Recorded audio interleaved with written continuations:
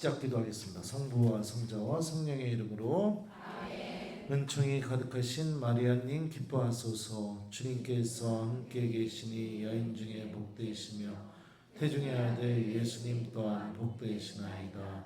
천주의 성모 마리아님 이제와 저희 죽을 때 저희 죄인을 위하여 빌어주소서. 아멘. 성부와 성자와 성령의 이름으로 아멘. 찬미예수님 대전교구 김재덕 베드로입니다. 만나서 반갑습니다. 이승엽 신부님 참 좋으시죠? 네. 로마에서 유학할 때 저는 이승엽 신부님하고 얼굴 한번 본 적도 없었는데 신부님이 먼저 유학 나온 저한테 연락하셔서 얼굴 보자고, 그리고선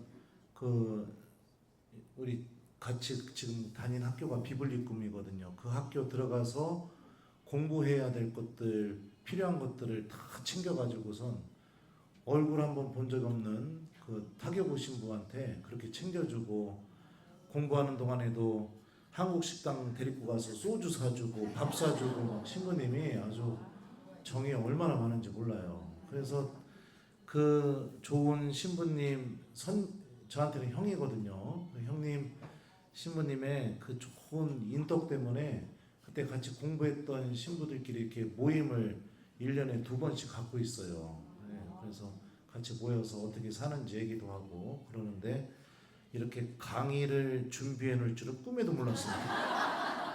그리고 저는 어제부터 지금 우리 주일학교 복사단 어린이들하고 그 대부도에서 복사단 캠프를 하고 있었어요. 본당 신부니까. 그래도 얼마 없는 이 촌놈들 데리고선 그 대부도에서 이렇게 캠프하는데, 얘네들 꿈이 남자애들은 전원이 다 신부님이에요 지금. 여자애들은 다 수행된다고 하고. 지금 그런 상황입니다. 그래서 어제 막 계속 애들하고 그 물놀이 해주고 또 뭐 무슨 게임하고, 오늘도 저기 뭡니까 아침에 같이 미사하고, 그리고 나서 서커스 보고선 여기 와야 돼가지고 애들한테 이제 우리 학사님들도 있으니까 신학생들한테 애들 잘 챙겨서 본당으로 복귀해. 신부님은 모임이 있는데 이 모임 안 가면 왕따 당해. 그래가지고 이렇게 왔습니다.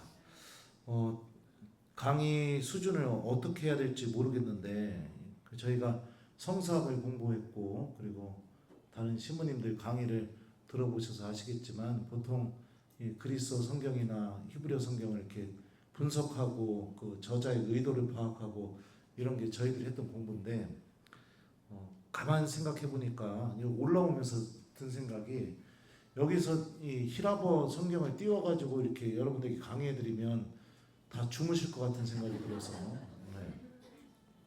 그래서 최대한 쉽게 그리고 또 재밌게 이렇게 이해할 수 있게 해보려고 합니다. 제일 중요한 건 뭐냐면, 성경은 연구의 대상이기도 하지만 그 연구가 무엇을 목적으로 이루어져야 되는가, 그 성경에서 고백되고 있는 하느님을 내가 직접 만나기 위해서 성경을 우리가 공부하는 겁니다. 근데 자칫 잘못하면 그냥 학적인 대상으로만 다루다 보면 신앙을 잃어버리게 돼요. 재미만 얻으려고 하죠. 그러니까 여러분들에게 당부의 말씀을 드리고 싶은 건, 어떤 것이 됐던 말씀을 배웠다면 그 말씀 본문을 들고 성당에 들어가서 성체 앞에서 그 본문 좀 한번 천천히 다시 읽어보고, 그 성경이 고백하는 예수님을 내가 만나려고 하는 그 시간을 꼭 가지셨으면 좋겠습니다. 그게 제일 중요합니다. 그게 성경을 공부하는 목적이기도 합니다. 여러분들하고 같이 볼 본문이 에베소서 본문인데, 제가 한번 천천히 읽어드릴게요. 에베소서 1장 3절부터 14절입니다. 우리 주 예수 그리스도의 아버지께서는 찬미 받으시기를 빕니다. 하나님께서는 그리스도 안에서 하늘의 온갖 영적인 복을 우리에게 내리셨습니다. 세상 창조 이전에 그리스도 안에서 우리를 선택하시어 우리가 당신 앞에서 거룩하고 흠없는 사람이 되게 해주셨습니다. 사랑으로 예수 그리스도를 통하여 우리를 당신의 자녀로 삼으시기로 미리 정하셨습니다. 이는 하느님의 그 좋으신 뜻에 따라 이루어진 것입니다. 그리하여 사랑하시는 아드님 안에서 우리에게 베푸신 그 은총의 영광을 찬양하게 하셨습니다. 우리는 그리스도 안에서 그리스도의 피를 통하여 속량을 곧 죄의 용서를 받았습니다. 이는 하느님의 그 풍성한 은총에 따라 이루어진 것입니다. 하느님께서는 이 은총을 우리에게 넘치도록 베푸셨습니다. 당신의 지혜와 통찰력을 다하시어 그리스도 안에서 미리 세우신 당신 선의에 따라 우리에게 당신 뜻의 신비를 알려주셨습니다. 그것은 때가 차면 하늘과 땅에 있는 만물을 그리스도 안에서 그분을 머리로 하여 한데 모으는 계획입니다. 만물을 당신의 결정과 뜻대로 이루시는 분의 의향에 따라 미리 정해진 우리도 그리스도 안에서 한 몫을 얻게 되었습니다. 그리하여 하느님께서는 이미 그리스도께 희망을 둔 우리가 당신의 영광을 찬양하는 사람이 되게 하셨습니다. 여러분도 그리스도 안에서 진리의 말씀, 곧 여러분을 위한 구원의 복음을 듣고 그리스도 안에서 믿게 되었을 때 약속된 성령의 인장을 받았습니다. 우리가 하느님의 소유로서 속량될 때까지 이 성령께서 우리가 받을 상속의 보증이 되어 주시어 하느님의 영광을 찬양하게 하십니다. 자주 들어본 말씀인가요? 진짜요? 자꾸 노래가 나와서 어떻게 해야 될지 모르겠어요. 꼬슈.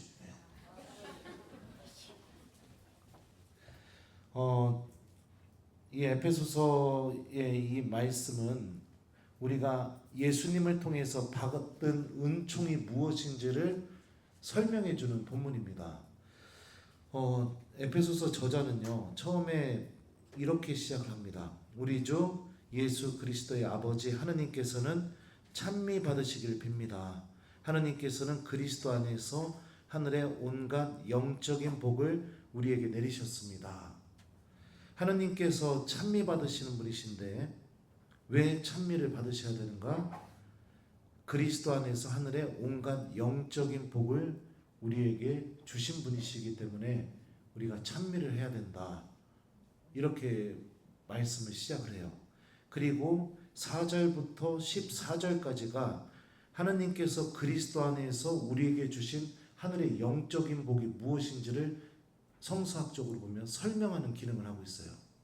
우리나라 성경에는 번역이 안 되었지만 4절의 첫 번째 문장이 분사 구문으로 이루어져 있는데 원인절을 의미합니다. 그러니까 앞에서 이야기한 거에 대한 이유가 뭔지를 이렇게 얘기를 해요. 그래서 직역을 하면 왜냐하면 세상 창조 이전에 이렇게 직역이 됩니다.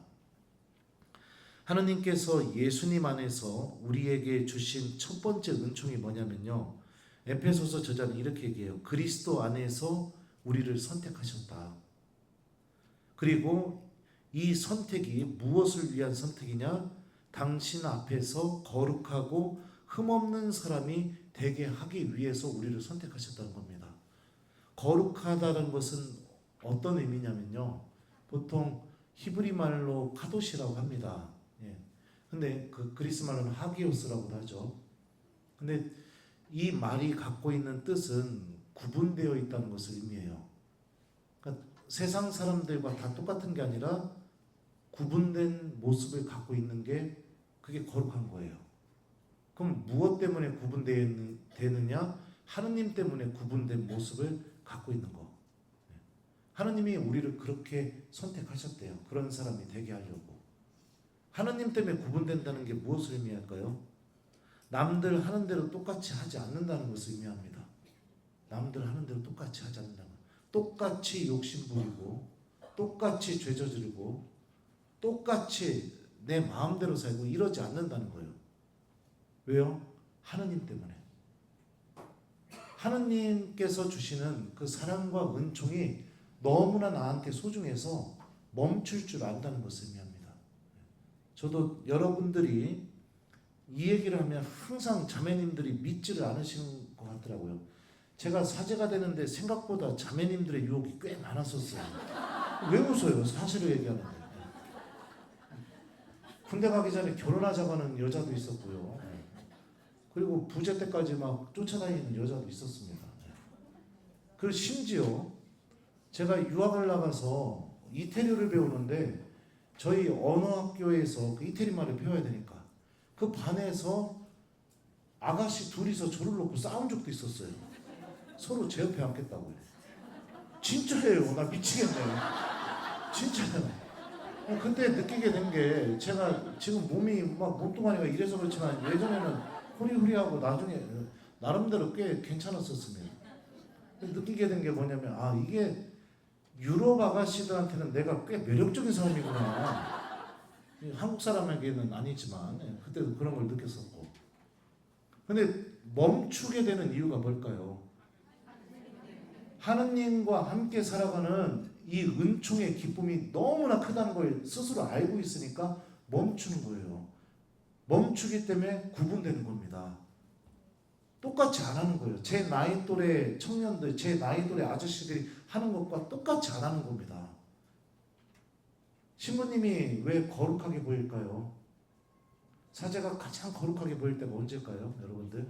미사 드릴 때. 또요. 제가 한번 그랬던 적이 있어요. 첫 본당에서 본당 사목위원들을 처음으로 뽑아놓고 이제 교중미사 끝난 다음에 임명장 주고요. 교중미사 끝난 다음에 같이 식사를 하러 갔어요. 식당에.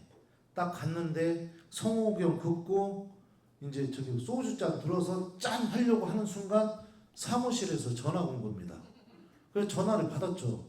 잠깐만요 하고서 전화를 받았는데 병자성사 해달라고 들어온 거예요. 그래서 숟가락 놓고 미안합니다. 나 병자성사 가야 됩니다. 식사 여러분들께 하십시오. 이러고서 병자성사를 갔었어요. 그리고서 1시간 넘게 이제 시간이 지난 다음에 본당 돌아오면서 새로 뽑힌 총회장님한테 전화해가지고 어떻게 다 밥 잘 먹고 갔냐고 그랬더니 신부님 저희 지금 여기서 다 기다리고 있습니다. 여러분 식사 안 하셨어요? 네, 밥은 다 먹었습니다. 그럼 왜 기다려요? 그래도 신부님 식사하셔야죠. 그래가지고서 그 식당으로 갔더니 이제 교우들이 사모견들이 다 앉아 있는 겁니다. 그래서 이제 미안하다고 병자성사 때문에 어쩔 수가 없었다고. 그래서 혼자 막 밥을 먹고 있는데 사모견들이 그 얘기를 하는 거예요. 신부님, 저희 신부님 그러고 나가시는 거 보면서 너무 감사드렸습니다. 왜요? 그랬더니 제가 혹시라도 무슨 일이 당해서 죽을 위기 상황이 되면 신부님 똑같이 그렇게 하실 거 아니냐고. 우리 신부님이 저런 분이어서 너무 감사하다 이런 생각이 들었대요. 우리 본당 신부님이 어떤 분이냐? 그러면 사무실에서 병자성사 들어왔을 때 1시간 뒤에 가겠습니다 이러고 전화 끊는 분이 아니라 그 자리에서 숟가락 놓고 미안합니다. 나 병자성사 주러 가야 됩니다. 이러고 가는 분이어서 너무 감사했대요. 왜 그럴까요? 이런 게 거룩한 모습이죠. 제가 거룩하다는 게 아니라 하느님을 선택함으로 인해서 거룩해지는 거예요. 그러니까 우리는 이런 사람이라는 겁니다. 하느님이 이렇게 살도록 선택을 해놨대요. 그리고 두 번째로 얘기하는 게 뭐예요? 흠없는 사람이 되게 해주셨습니다. 흠이 없다는 것은 이 그리스 말로 보면요, 비난할 여지가 없는, 죄가 없는, 결점이 없는 이런 의미예요. 그러니까 우리가 죄의 지배를 당하지 않고 죄로부터 해방되어서 흠없이 삶을 살 수 있도록 하나님께서 우리를 예수님을 통해서 선택을 하셨다는 거예요. 이런 선택이 주어졌다면 우리에게 어떤 은총이 있어요?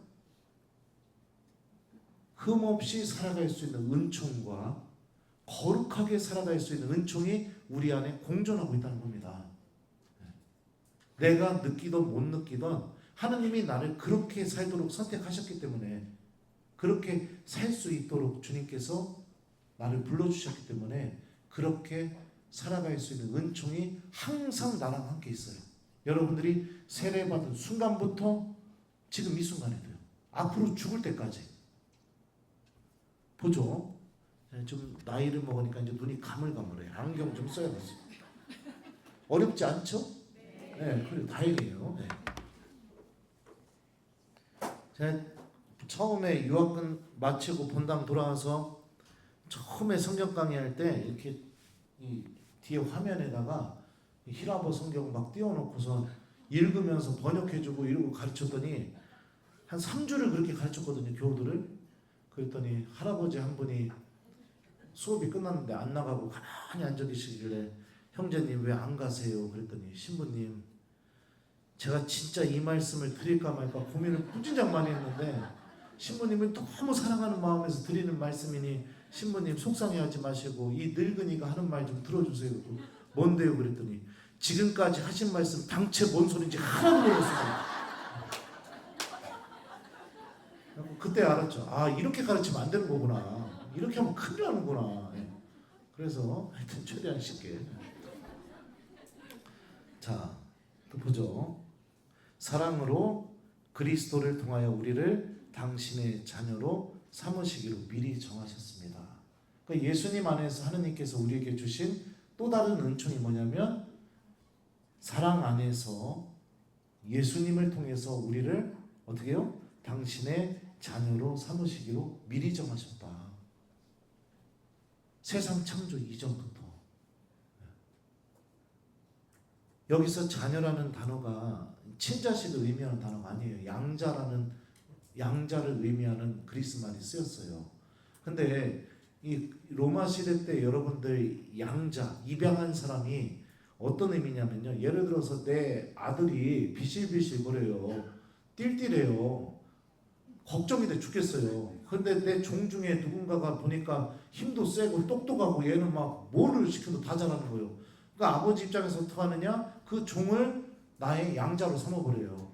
그러면 그 순간 어떻게 되느냐? 그 양자가 된 사람은요. 아들과 똑같은 권리를 갖게 됩니다. 그게 로마법이 그래요. 네. 유산도 상속받을 수 있고 네. 똑같은 자녀로서의 똑같은 권리를 받는다는 거예요. 그러니까 우리가 그런 사람들이란 겁니다. 하느님 자녀로서 누려야 할 모든 권리와 권한 이게 다 있다는 거예요. 한번 생각해 보죠. 여러분들 자녀들이 큰 사고를 저질렀어요. 그럼 어떡하실 거예요? 네? 좁혀요? 좁혀겠죠. 그 다음에 어떡할 거예요? 좁힌 다음에 해결해주고 그리고요 가르치고 내다 버릴 수는 없잖아요. 그죠? 하느님도 마찬가지예요. 내가 그게 자녀가 됐다는 의미입니다. 내다 버릴 수 없다. 포기할 수 없다. 멈출 수 없다. 이거는 내가 신경을 쓰지 말고 더 이상 내가 관심을 갖지 말아야 할지 마음을 먹어도 불가능한 거예요. 그 사랑이 멈출 수가 없다고요. 저희 엄마는 지금 70세가 훌쩍 넘었습니다.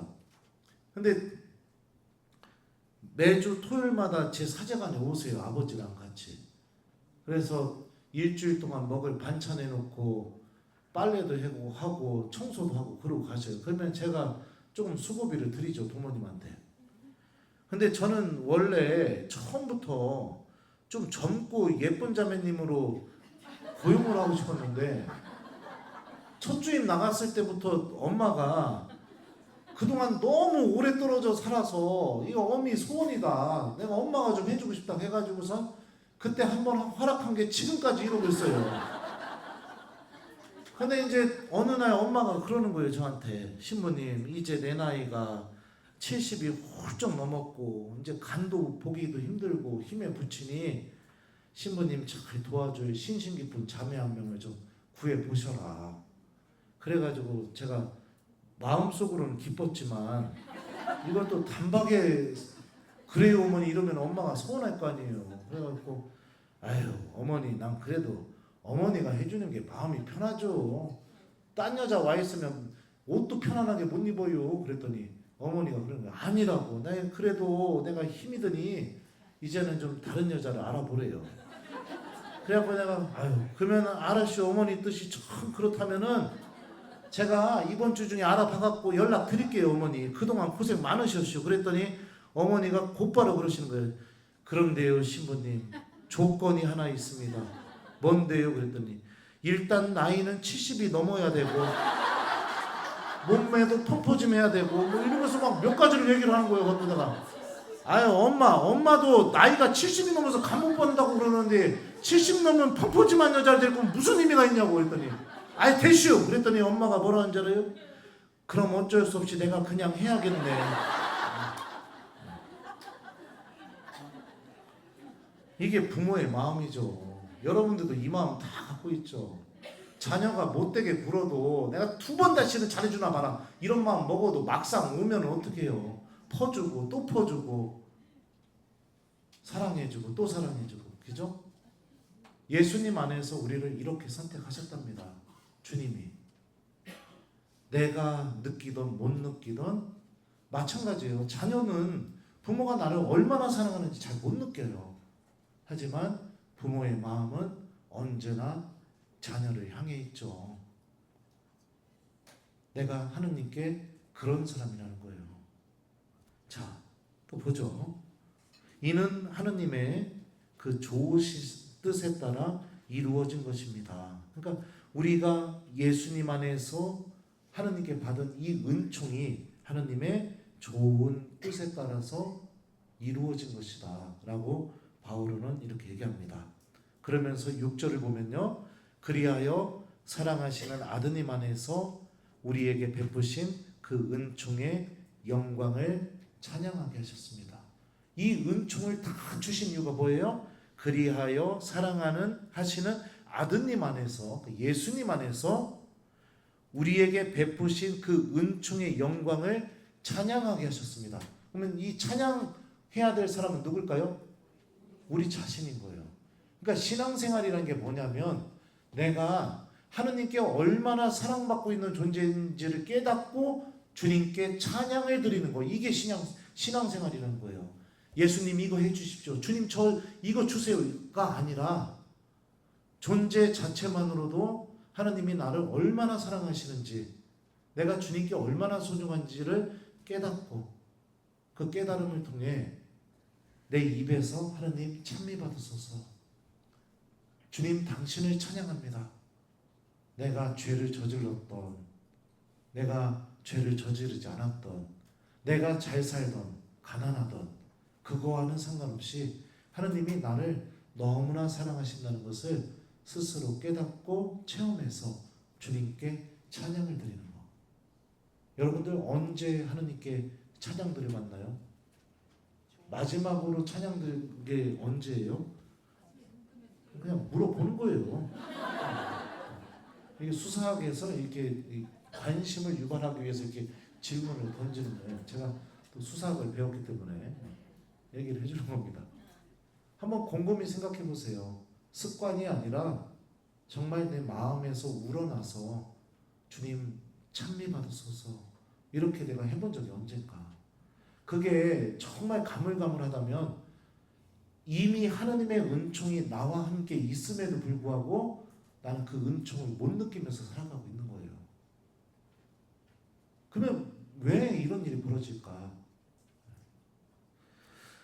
그 이유는 분명합니다. 다음 구절부터 이어지는 말씀들을 보면요. 자, 또 보죠. 7절이요. 우리는 그리스도 안에서 그리스도의 피를 통하여 속량을 곧 죄의 용서를 받았습니다. 이는 하느님의 그 풍성한 은총에 따라 이루어진 것입니다. 하느님께서는 이 은총을 우리에게 넘치도록 베푸셨습니다. 당신의 지혜와 통찰력을 다하시어 그리스도 안에서 미리 세우신 당신 선의에 따라 우리에게 당신 뜻의 신비를 알려주셨습니다. 그것은 때가 차면 하늘과 땅에 있는 만물을 그리스도 안에서 그분을 머리로 하여 한데 모으는 계획입니다. 여기 10절까지 볼게요. 이 바울은 이 서간을 쓸 때 수사학이라는 이 학문을 활용해서 편지를 썼거든요. 수사학이 뭐냐면 설득의 기술이에요. 수사학이 잘 활용이 된 대표적인 예 중에 하나가 뭐냐면 TV 광고입니다. 그걸 보면 사고 싶게 만들어요. 그러니까 나를 설득시키는 거예요. 왜 수사학을 썼냐면 보통 편지를 쓸 때 그 교회 공동체 안에서 이단의 잘못된 가르침의 교우들이 넘어갔던가 아니면 자기들끼리 패싸움 해가지고 막 끼리끼리 갈라졌던가 뭐가 됐든지 간에 복음의 정신을 잃어버리고 교회 공동체가 무너지게 된 영적으로요 무너지게 된 상황에 놓이게 되었을 때 보통 바오로가 그 소식을 듣고 편지를 썼거든요. 편지 한 통으로 얼굴도 맞대지도 않고 이 사람들을 설득을 시켜야 됐었어요. 그래서 수사학을 썼는데 7절부터 이 10절까지 여기서 사용이 잘 된 수사학 중에 하나가 뭐냐면요. 축적이라는 기법이 있습니다. 축적. 이 영어로는 accumulation이라고 합니다. 이게 뭐냐면요. 의미의 의미들을 계속 더해 나가면서 첫 번째 의미가 확장이 되게 하는 그런 기법을 이제 축적이라고 합니다. 축적, 쌓아 올리다. 자, 한번 보죠. 예를 들면 이런 거예요. 김재덕 베드로, 대전교구 신부, 천안 원성동 성당 주임 신부. 이렇게 의미들이 보면요. 김재덕 베드로 신부라는 의미에 뒤에 오는 말들이 계속 의미들을 쌓아가면서 이 김재덕 신부라는 의미가 어떤 의미인지를 확장시켜 나가잖아요. 이런 기법을 축적이라고 하는 거예요. 자, 보면은 우리는 그리스도 안에서, 자, 바오로는 얘기해요. 예수님 안에서 또 우리가 받은 은총이 무엇인지. 근데 6절까지는 세상 창조 이전부터 하느님께서 예수님 안에서 우리에게 주신 은총이고요. 7절에서 우리는 그리스도 안에서, 여기서부터는요, 문장의 이 동사가 현재형으로 쓰이고 있어요. 지금 이 순간에 우리가 예수님 안에서 하느님으로부터 받은 은총이 뭔지를 설명을 합니다. 자, 그리스도의 피를 통하여 속량을 이라고 나옵니다. 이 속량이라는 단어에 의미가 더해지기 시작합니다. 속량이 뭐냐? 죄의 용서를 받았습니다 하면서 속량이라는 의미에 죄의 용서라는 의미가 붙여지게 되고요. 이는 그리스도의 그 풍성한 은총에 따라 이루어진 것입니다. 그 죄의 용서가 무엇이냐? 하느님의 그 풍성한 은총에 따라 이루어진 것이다 해서 은총이라는 의미가 또 더해지게 됩니다. 그리고 8절을 보면요. 하나님께서는 이 은총을 우리에게 넘치도록 베푸셨습니다 하면서 은총의 충만함이라는 게 또 여기서 더해지게 돼요. 의미가. 자, 당신의 지혜와 통찰력을 다하시어 그리스도 안에서 미리 세우신 당신 선의에 따라 우리에게 당신 뜻의 신비를 알려주셨습니다. 그 은총의 충만함을 통해서 우리에게 주어지는 게 무엇이냐? 하느님 뜻의 신비가 무엇인지를 우리에게 알려주신다. 그리고 10절로 가면요. 그것은 때가 차면 하늘과 땅에 있는 만물을 그리스도 안에서 그분을 머리로 하여 한데 모으는 계획입니다. 자, 보죠. 속량이 무엇이냐? 속량의 의미에 죄의 용서를 추가합니다. 죄의 용서의 의미에 무엇을 추가해요? 은총을 추가해요. 그리고 은총에 무엇을 추가해요? 충만함을 추가합니다.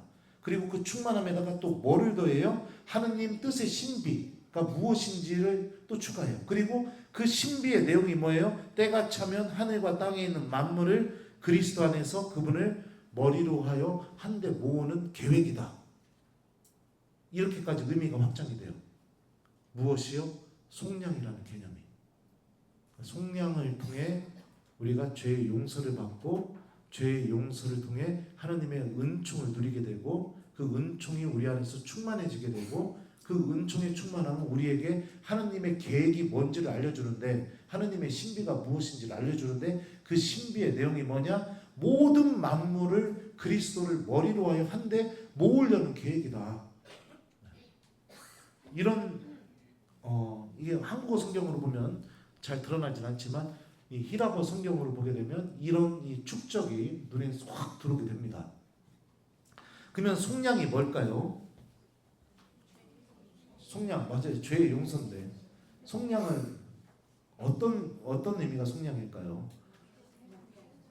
제가 어렸었을 때 굉장히 개구쟁이였었는데 하루는 동생하고 논에 그 가을에 추수를 앞둔 논에 들어가서 논에서 불장난을 하다가 논을 홀랑 한번 태웠던 적이 있었어요.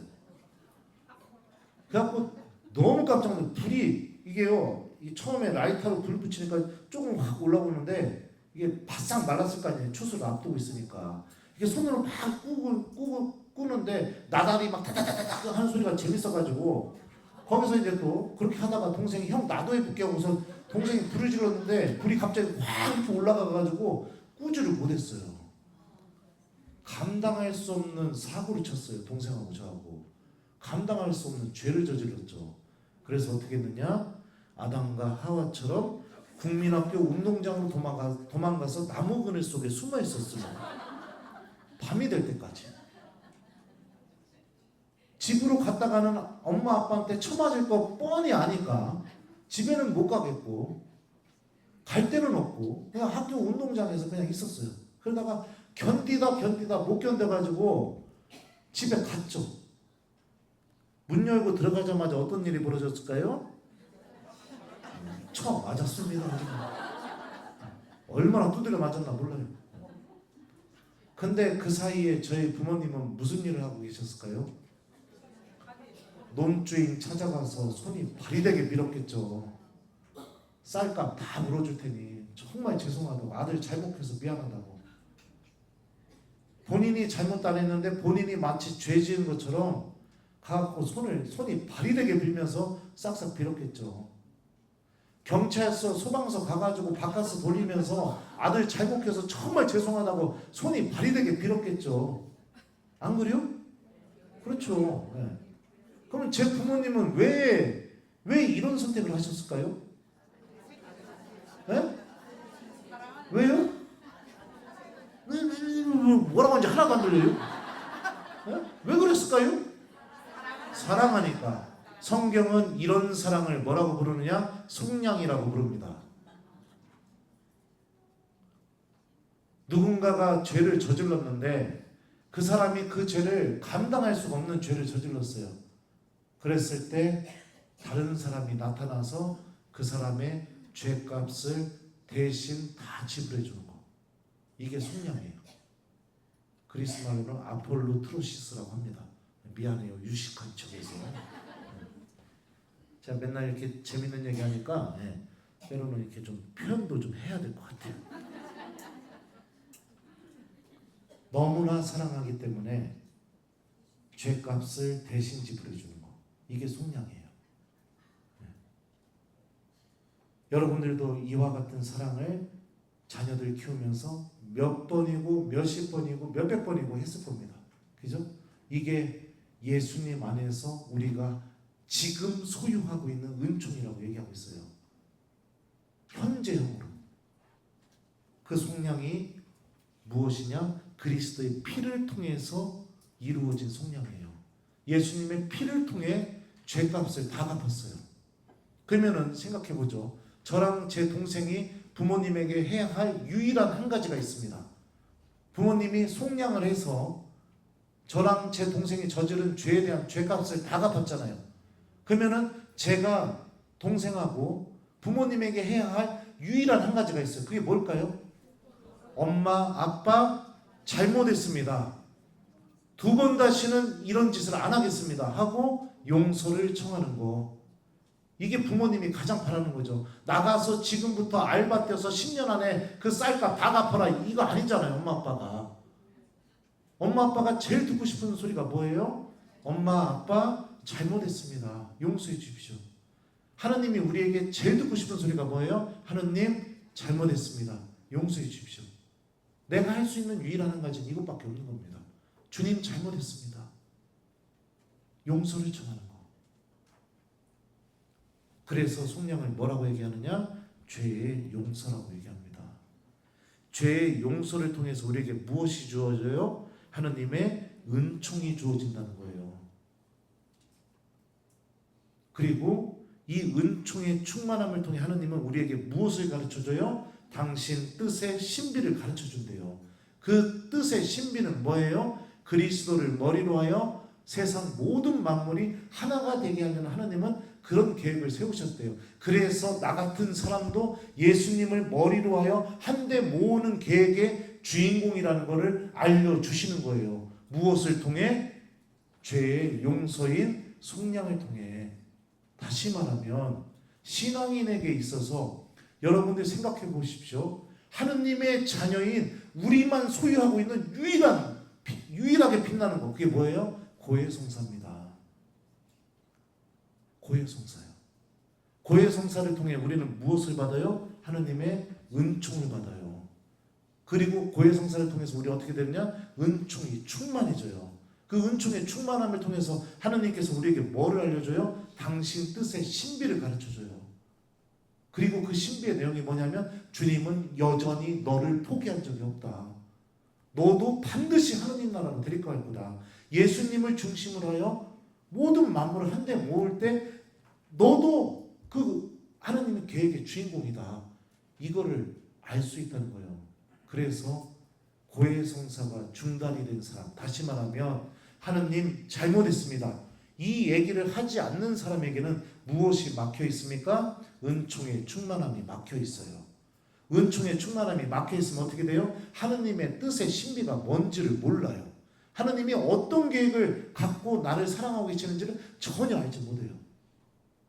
세상 창조 이전부터 나를 선택하셨고 나를 거룩하게 부르셨고 내가 흠없이 살게 하기를 원하셨고 이런 하느님의, 그리고 나를 당신의 자녀로 삼으시기로 했고, 그리고 현실적으로 우리가 부족하니까 죄에 걸려서 넘어질 수가 있잖아요. 그럴 때마다 언제든지 예수님의 피를 통해서 이루어진 속량이 나와 함께 있으니 제가 눈을 태웠을 때 엄마 아빠한테 해야 될 유일한 가지, 엄마 아빠 잘못했습니다, 이걸 통해서 이 모든 것을 내가 느끼고 체험하고 그러면서 내가 하느님께 정말로 소중한 사람이구나, 이거를 알아나갈 수 있는데, 이 주님 잘못했습니다, 이걸 하지 않으면 어떻게 되느냐? 이 모든 게 막혀 있다는 겁니다. 하느님의 은총이 눈에 보이질 않아요. 느껴지질 않아요. 내가 하느님의 자녀라는 사실도 전혀 몰라요. 그렇게 되는 거예요. 우리만 갖고 있는 은총입니다. 하느님의 자녀가 된 우리만 갖고 있는 은총이에요. 어떤 죄를 저질러도 예수님의 피를 통해서 속량이 이미 이루어졌기 때문에 주님 잘못했습니다, 솔직하게 고백하고 용서받으면 돼요. 우리만 갖고 있는 은총, 빛나는 은총, 우리의 특권. 다른 집 애가 불 질러봤어요. 불 질렀다고 생각해봐요. 논 다 태웠어요. 우리 엄마 아빠가 다른 애 대신해가지고 그 논주인한테 가서 아유 우리 옆집인데 대신 좀 내가 빌을게요, 내가 쌀값 대신 물어줄 테니까 용서해주세요, 이럴까요? 안 그래요. 자녀이기 때문에 한 거잖아요. 그죠? 마찬가지입니다. 신앙인에게 있어서 예수님의 피를 통해서 이루어진 이 속량, 다시 말하면 이 죄의 용서는요, 우리에게 가장 빛나는 은총의 통로인 겁니다. 이게 막혀서는 안 돼요. 제가 5월 달에 저희 본당에서 성령 세미나를 했어요. 성령 강림 대축일에 주교님이 오셔서 저희 본당 교우들 견지성사를 해주셔야 돼서 그 전주에 전신자 대상으로 견진교리 대신해서 전신자 성령 세미나를 하게 되었습니다. 그 성령 세미나를 이제 하니까 교구에 있는 성령 세미나 팀을 다 불렀어요. 제가 봉사자들을, 지도신부랑 2박 3일 동안 본당에서 먹고 자고 하면서 이제 그분들 하는 거예요. 이제 교우들은 잠만 집에서 자고 아침부터 밤까지 계속 이렇게 교육받고 하면서 성령 세미나 하는데, 첫날 그 봉사자들하고 같이 온 후배 신부님이, 그 신부가 후배예요. 제 사제관에 가방 가지고 들어오면서 그러는 거예요. 아우 형 여기 느낌이 쎄한데? 이러는 거야. 그 소리 듣고 야 뭐가 쎄해? 여기가 사제관인데 뭐가 쎄해? 그랬더니 아우 몰라. 아우 나 느낌이 왜 이러지? 막 이러는 거야. 왜? 여기 뭐 있어? 그랬더니 아 모르겠어. 막 이러는 거예요. 그리고서 이제 앉아가지고 짐 다 푼 다음에 앉아서 커피 한잔 하면서 야 너 아까 한 말 뭐야 이게 뭐가 느낌이 쎄? 그랬더니 아 형 근데 나 지금 강의하러 가야 돼. 그런데 가버렸어요. 그래갖고 그날 일정 끝날 때까지 기다렸다가 이제 다 끝난 다음에 이제 맥주 한잔 같이 마시면서 제가 물어봤죠. 아까도 했던 말 뭐요? 뭐가 느낌이 쎄? 하는데 사제관이 뭐 여기 뭐 있어? 그랬더니 그러면 형 내가 보통 본당 성령 세미나 나갔을 때 그런 느낌을 받으면 은총이 많이 내리더라고. 아까 형네 본당 성전 올라가서 처음에 들었던 느낌이 야 여기가 다락방이구나 이 생각이 들었다는 거예요. 초대교회 안에서 성모님과 사도들이 기도하셨던 다락방이 여기구나. 형네 본당 교우들 기도 엄청 하는구나. 형 아마 은총 많이 내릴 거야. 그래서 그런 거야. 그래갖고 제가 그랬어요. 야 그러면은 내가 걱정 안 해도 되지? 그랬더니 응 걱정 안 해도 돼. 그래갖고 그래서 그 신부 재우고 저도 잤는데 자려고 눈을 감으니까 그 신부님이 했던 말이 또 생각나는 거야. 아우 여기 느낌이 쎄한데? 밤새 그 생각이 나는 거예요. 밤새 잠을 잘 수가 있어야죠. 그 아침에 일찍 일어나가지고 이제 혼자 성전에 올라가서 성체조배하고 성밀도 하고 그러고 있으니까 그 신부님하고 봉사자들하고 교우들 오기 전에 봉사자 미사해야 된다고 성전에 올라온 거예요. 그래서 같이 아침에 이제 그 신부님하고 봉사자들하고 미사를 했어요. 그리고 난 뒤에 어떻게 했느냐? 저는 동창 신부한테 전화를 했습니다.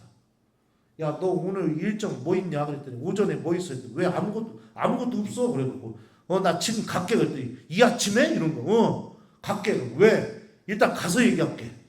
그리고선 자동차 시동을 걸어서 동창 신부한테 막 갔어요. 왜 갔느냐? 고해성사 보려고. 고해성사 보려고.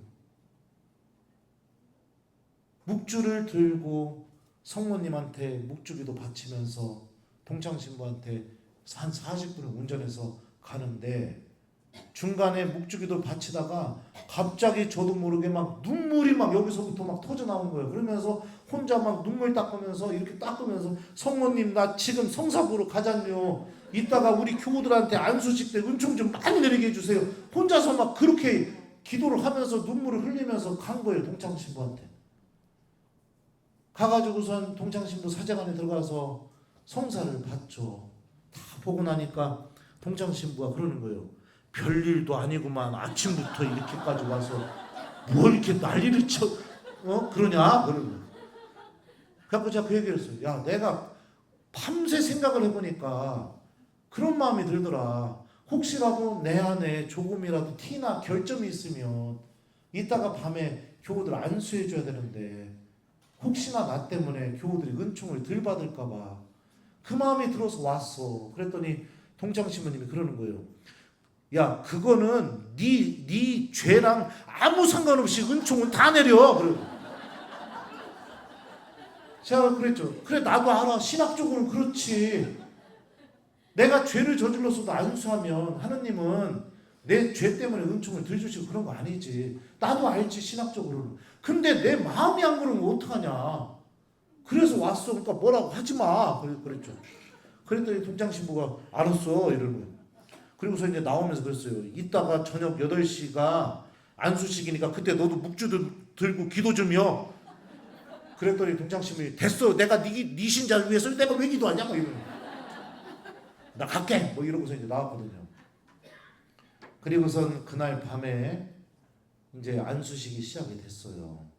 성령 세미나 받아보신 분들 아시겠지만 성체 현시해 놓고 성가 막 찬양 막 하면서 자연스럽게 시모님들이 안수 시작하면 이제 심령기도도 터지고 막 이런 일이 벌어지잖아요. 그죠?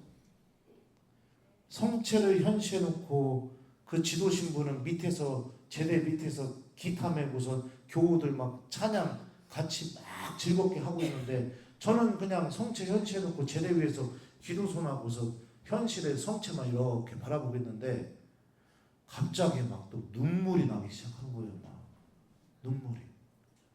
그러더니 예전에 진짜 부제 때요. 한 20년 전 얘기예요. 부제 때 졸업여행으로 동창들하고 이스라엘 성지순례를 갔는데 그 예루살렘 들어가기 전에 버스가 기름이 떨어져 갖고 기름 넣어야 된다고 해서 그 무슨 아랍인이 운영하는 주유소에 들어가서 기름을 넣었어요. 버스가 기름 만땅 넣으려면 아주 시간 오래 걸리거든요. 화장실도 없고 흙바닥밖에 없는 거예요. 흙바닥에 주유기밖에 없는 그런 주유소였는데 화장실 가고 싶어 죽겠는데 가이드가 뭐라고 했냐면 여기 아무도 없으니까 그냥 여기서 알아서 하라는 거예요. 그냥 다 같이 서가지고서 이제 소변을 보고 있는데 가이드가 우리 뒤통수를 향해서 그러는 거예요. 저 위에 언덕 위에 연필실처럼 뾰족하게 이렇게 튀어나온 성당 보이세요? 그래서 우리가 네 그랬더니 저기가 주님 승천 성당입니다. 그래서 그래갖고 소변을 보면서 거기 이렇게 보는데 갑자기 그 생각이 든 거예요. 내가 저기만 가면은 예수님 만나겠구나 이 생각이 드는 거예요. 저도 모르게 가슴이 뜨거워지면서 내가 저기만 가면 예수님을 보겠구나. 그러다가 갑자기 막 눈물이 나기 시작하는 거예요. 그러니까 소변 보면서 울어본 적이 또 처음이었어요. 막 눈물이 나니까 어떻게 해요. 또 동창들한테 들켰다가는 얘 울었다고 놀리니까 저쪽 구석에 가가지고선 또 거기 그 성당을 계속 보면서 마음속에서는 내가 저기만 가면 예수님 만나겠구나. 저기만 가면 예수님 만나겠구나. 이러면서 막 혼자 눈물을 막 흘렸어요. 막. 그리고 성가도 부르고 막 혼자서. 그리고서 버스가 기름 다 넣었다고 타라고 해가지고서 눈물 닦고서 이제 버스 쪽으로 가는데 저보다 나이 한 살 많은 동창 신부가 있었어요. 그 형이 제 옆으로 오더니 그러는 거예요. 제도가 형 그랬더니 나 너 우는 거 봤어. 안 울었어? 그랬더니 아니요 내가 봤어. 안 울었다니까? 그랬더니 그 신부가 그러는 거예요. 근데 너 예수님 사랑하는 마음 갖고 있구나. 그렇게 얘기를 해줬던 적이 있어요. 근데 그때 기억이 현 시대 성체를 바라보는데 생생하게 나면서 눈물이 막 터져나오는 거예요. 저기만 가면 예수님 만나겠다. 그 마음이. 그러면서 저도 모르게 예수님한테 성체 안에 성체를 바라보면서 그렇게 말씀을 드렸어요. 그런데요 예수님 오늘이 주님 승천 대축일이네요 주님. 그런데 오늘이 주님 승천 대축일이네요. 왜냐하면 다음 주가 성령 강림 대축일이니까.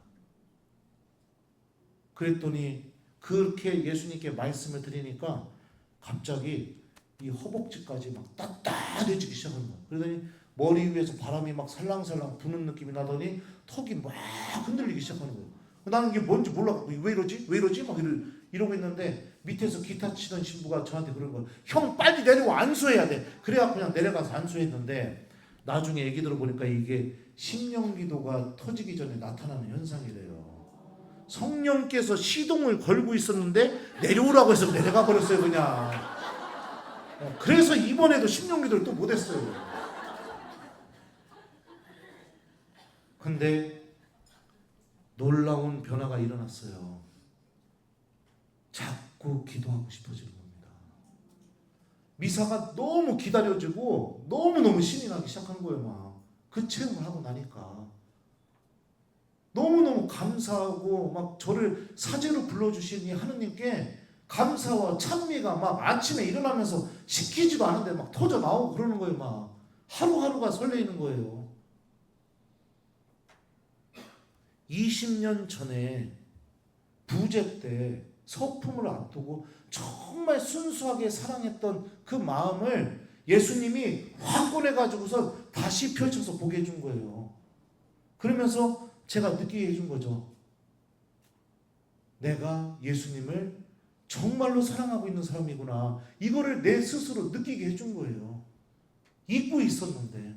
여러분들도 그렇잖아요. 부부 사이 그냥 막 지내다가 어느 날 갑자기 내가 이 남자 진짜 사랑하는구나 이거 느끼게 되면 어떻게 돼요? 관계가 바뀌잖아요. 완전히. 관계가. 그 전에 맺었던 관계하고 완전히 새로운 관계가 맺어지게 되죠. 예수님께서 베드로를 치유하셨던 방법도 똑같습니다. 요한의 아들 시몬아 너는 이들이 나를 사랑하는 것보다 더 나를 사랑하느냐. 죄 때문에 가려져서 보지 못했던 마음 그럼에도 불구하고 염치 없어도 내가 죄를 저질렀는데 염치가 너무 없는데 그래도 예수님 사랑하고 있다는 마음을 꺼내서 보게 해준 거잖아요. 울면서 마지막 얘기하잖아요. 주님께서 알고 계시다고. 제가 주님을 사랑하는 줄을 주님께서 알고 계시다고. 고해성사 한 번이 교우들에게 은총 많이 내리게 해달라는 마음 때문에 동창 신부한테 가서 성사본 이 고해성사 한 번이 죄의 용서, 다시 말하면 속량이죠. 이 속량 한 번이 뭐를 깨닫게 해줬어요? 내가 하느님을 정말 사랑하고 있구나. 이걸 깨닫게 해주고 내가 부재 때 이런 마음을 갖고 예수님 따라갔었구나. 이걸 되찾게 해주고 나 같은 사람 그래요. 사제니까 무슨 큰 죄를 저지르겠습니까? 할지 모르지만 저도 나름대로 인간이니까 나름대로 많은 죄를 저지르고 살아요. 근데 이렇게 형편없는 나를 주님께서는 여전히 붙잡고 계시고 여전히 사랑하고 계시는구나. 한 번의 고해성사를 통해서 깨닫게 된 거죠. 마찬가지입니다. 에베소서는 지금 이 얘기를 하는 거예요. 우리가 지금 예수님 안에서 소유하고 있는 이 은총, 세상 창조 이전부터 우리가 선택받았고 하느님의 자녀고 거룩하고 흠없는 사람이 되게 하려는 이 모든 은총이 이루어지려면 어떻게 되느냐? 내가 지금 소유하고 있는 것, 속량, 죄의 용서를 통해 하느님의 뜻과 계획을 알아듣게 되고 나의 삶이 주님을 찬양하고 주님을 사랑하는 삶으로 넘어가게 된다면 세상 창조 이전부터 하느님께서 우리를 향해 세워놓으신 이 모든 계획과 은총의 주인공이 바로 내 자신이라는 걸 당연히 깨닫게 되죠. 근데 나의 삶 안에서 고해성사가 사라지고 죄의 용서가 사라지기 시작하게 되면 내 영혼은 그냥 암흑 속에 밖에 없습니다. 하나도 느껴지지가 않아요. 하나도 보이지가 않아요. 머리로는 알지만 이 가슴 안에서부터는 느낌이 없다고요. 주님께서 우리에게 주신 이 놀라운 은총, 여러분들 개신교 신자들 고해성사 보고 싶어도 볼 수 있습니까? 못해요. 불교 신자들이 죄 용서받고 싶다고 고해성사 보려면 줄 수 있습니까? 못해요. 누구만 할 수 있어요? 우리만 할 수 있어요. 우리만. 얼마나 대단한 은총입니까? 특권입니다. 특권. 천주교 신자만 갖고 있는 놀라운 특권. 근데 이걸 통해서 하느님은 뭐를 알려줘요? 당신 뜻의 신비와 계획이 뭔지를 알려주신다는 거잖아요. 은총의 통로입니다. 한 번의 고해성사가 제가 잊고 있었던 부재 때 주님을 사랑하고 있던 그 마음을 되찾게 해줬어요. 다시 용기를 내게 해줬어요. 다시 주님을 따라갈 힘을 만들어줬어요. 한 번의 고해성사가. 마찬가지입니다. 여러분들에게도 이 은총이 항상 열려 있습니다. 자, 또 보죠. 어떻게 들을만 합니까? 네. 다행이네요. 자, 11절부터 만물을 당신의 결정과 뜻대로 이루시는 분의 의향에 따라 미리 정해진 우리도 그리스도 안에서 한 몫을 얻게 되었습니다. 여기서 우리는 누구를 의미할까요? 당연히 글을 쓴 바오로가 포함된 우리니까 누굴까요? 유다계 그리스도인들, 유다인들 중에 예수님을 믿고 있는 사람들 의미합니다. 그리하여 하나님께서는 이미 그리스도께 희망을 둔 우리가 당신의 영광을 찬양하는 사람이 되게 하셨습니다. 그러니까 바오로는 지금 계속 강조하고 있어요. 우리가 어떤 사람이어야 되느냐? 하나님을 찬양하는 사람이 되어야 된다. 하나님을 찬양하는 사람은요, 무엇을 느낀 사람이에요? 내가 주님께 사랑받고 있다는 것을 느끼야만 찬양이 나올 수밖에 없어요. 내가 지금까지 설명한 이 은총의 주인공이구나, 이거를 체험해야만 자연스럽게 내 입에서 터져나오는 게 찬양이에요. 자, 보죠. 12절이에요. 여러분도, 여기서 여러분은 누굴까요? 바오로가 아닌 여러분, 누구예요? 이방계 그리스도인들, 우리 모두를 의미합니다. 그리스도 안에서 진리의 말씀, 곧 여러분을 위한 구원의 복음을 듣고 그리스도 안에서 믿게 되었을 때 약속된 성령의 인정을 받았습니다. 하느님의 말씀을 듣고 예수님을 믿게 되었을 때 약속된 성령의 인정, 우리 세례 받을 때 다 받았죠. 성령의 인정. 우리가 14절에 나오는 이 우리는 누구를 의미할까요? 이방계 그리스도인들과 유다계 그리스도인들 다 포함한 모든 그리스도인들을 의미합니다. 14절에 우리는요, 우리가 하느님의 소유로서 속량될 때까지 이 성령께서 우리가 받을 상속의 보증이 되어 주시어 하느님의 영광을 찬양하게 하십니다. 우리가 받은 이 성령의 인장을 통해 성령 하느님께서 우리와 계속해서 함께 계셔 주시면서 내가 말씀을 읽을 때도 기도할 때도 로마서에 보면 그렇게 나오잖아요. 어떻게 기도해야 될지 모르는 우리를 위해 어떻게 해요? 깊이 탄식하시면서 대신 간구해 주신다고요. 성령에 힘입지 않고는 아무도 예수님을 주님이라고 고백할 수 없다고 얘기하잖아요. 여러분들 예수님 주님이라고 고백하죠? 성령이 함께 계시는 거예요. 아무것도 안 했지 모르겠지만 이렇게 우리 안에서 우리를 도와주시고 함께 계셔주시면서 지금까지 설명한 예수님 안에서 우리에게 주어진 이 은총의 주인공이 바로 나구나, 이걸 깨닫게 해주고, 하나님이 예수님을 통해서 약속해 주신 이 모든 약속에 대한 보증을 성령께서 세워주시고, 그리고 나도 하나님 나라의 주인공으로서, 하나님 구원의 주인공으로서 희망을 갖고 삶을 살아갈 수 있게 해주신다. 이렇게 바오로는 설명을 하고 있어요. 그래서 여러분들 무엇보다도 회개, 고해성사 소중하게 여기셨으면 좋겠습니다. 소중하게 여기셨으면 좋겠어요. 하느님 은총의 통로입니다. 그리고 내가 수치스러운 게 아니라 이 순간에는 어떤 순간이냐, 나만 누릴 수 있는 특권이라고 했잖아요. 고해성사가 성경이 증언하고 있는 하느님 구원에 대한 믿음을 갖고 내가 신앙을 증언하는 순간이 언제냐? 고해성사예요. 왜냐하면 교회가 가르치는 죄로부터의 구원, 죄로부터의 하나님의 용서, 이걸 내가 다 믿고 있으니까 어떻게 해요? 스스로 누가 시키지 않아도 고해소로 가서 주님 잘못했습니다 하면서 얘기하는 거잖아요. 믿음을 갖고 있는 표지인 거예요. 그거는 가장 자랑스러운 순간이고요, 가장 당당한 순간인 겁니다.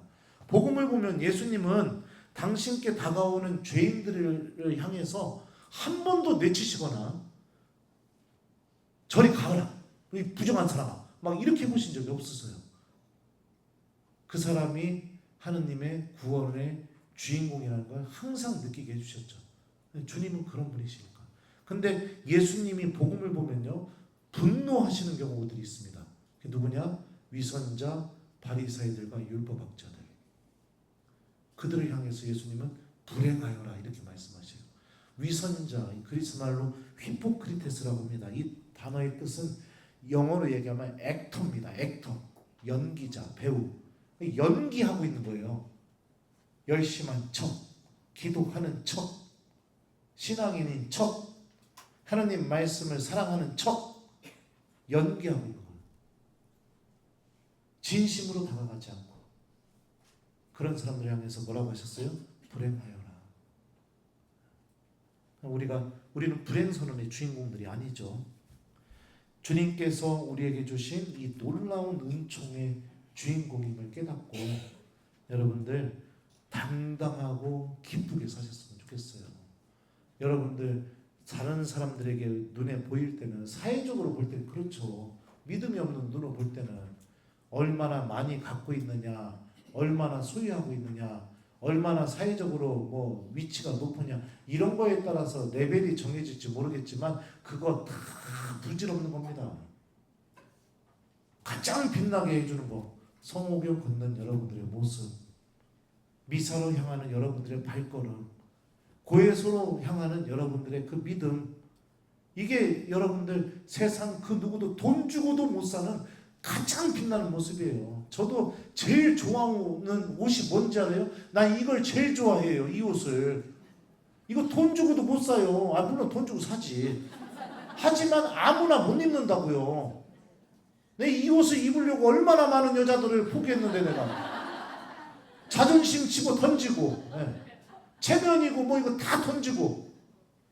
얼마나 빛나요 이 옷이.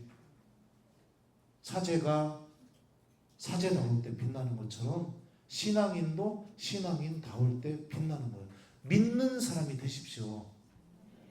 내가 믿고 있으면 어떻게 돼요? 그 믿음의 내용이 나를 움직이잖아요. 예를 들어서 이따가 이거 다 끝나고 내가 여기 앞에 서 있을 테니까 나한테 와서 손잡는 사람 내가 1인당 5만 원씩 줄게요. 내가 이 소리를 했다고 쳐봐요. 그러면은 여러분들 와가지고 제 손 잡고서 제가 5만 원 안 주면 저한테 뭐라고 할 거예요? 왜 돈 안 줘요? 이럴 거 아니에요. 그죠? 왜요? 믿었으니까. 아주 단순한 겁니다. 믿음은 머리로 재고 따지는 게 아니에요. 용서해 주신다고 했고 내가 그거 믿고 있으면 가서 용서 청하면 돼요. 함께 계신다고 말씀하셨는데 그걸 내가 믿고 있으면 주님이 함께 계시다고 믿고 그냥 기도하면 돼요. 단순합니다. 네. 그러면 이 에베소서에서 얘기된 세상 창조 이전부터 우리들에게 주어진 은총이 우리 안에서 힘을 드러낼 겁니다. 여러분들 선택받은 사람들이고요. 여러분들 하나님의 자녀들이고요.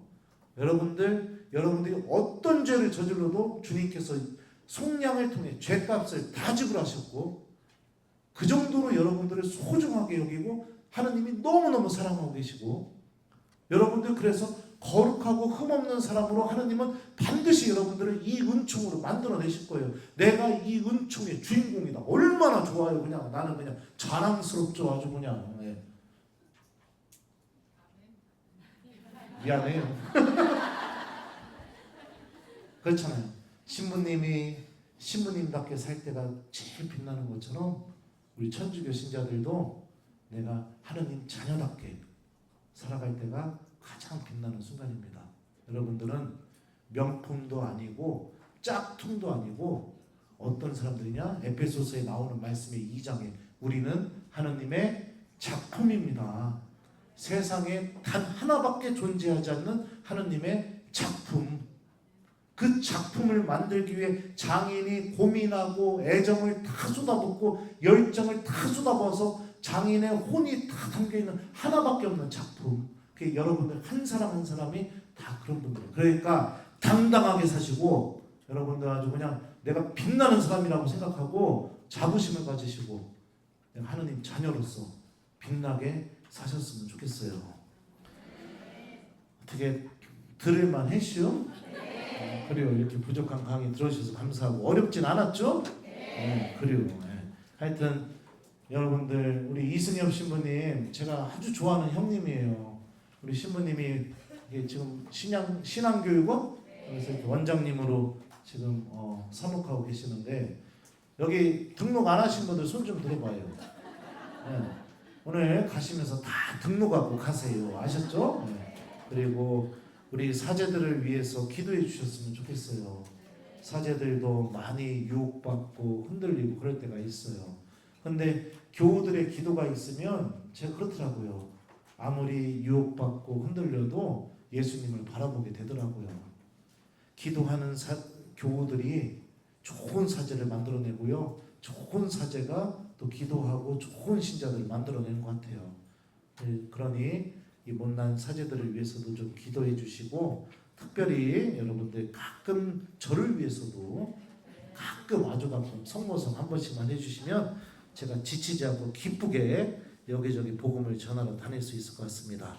자, 아무튼 우리 에베소서 말씀 배웠는데요. 오늘 집에 가셔서 한번 또 천천히 읽어보시면서 와, 내가 이 은총의 주인공이구나. 주님 감사합니다. 이렇게 오늘 주무시기 전에 하느님께 찬미를 드리면서 주무시는 저녁이 됐으면 좋겠습니다. 자, 그러면 마침 기도할게요. 성부와 성자와 성령의 이름으로 아멘. 주님께서 여러분과 함께 전능하신 천주 성부와 성자와 성령께서는 여기 있는 저희 모두에게 강복하소서. 아멘. 성부와 성자와 성령의 이름으로 아멘. 부족한 강의 들어주셔서 감사합니다. 근데 이거 강의 1시간 하는 거 맞죠? 1시간 반이에요? 미안해요. 그러면은 10분 쉬었다가 와서 다시 20분 하도록 하겠습니다. 나 1시간인 줄 알았어요. 1시간이요? 심하이? 미안합니다. 나 1시간인 줄 알았어요. 제가 IQ가 92입니다. 멍청해가지고. 그래서 1시간 반 같은 1시간짜리 강의를 했다고 생각해 주시고 너그럽게 용서해 주셨으면 좋겠습니다. 아무튼 부족한 강의 들어주셔서 감사합니다.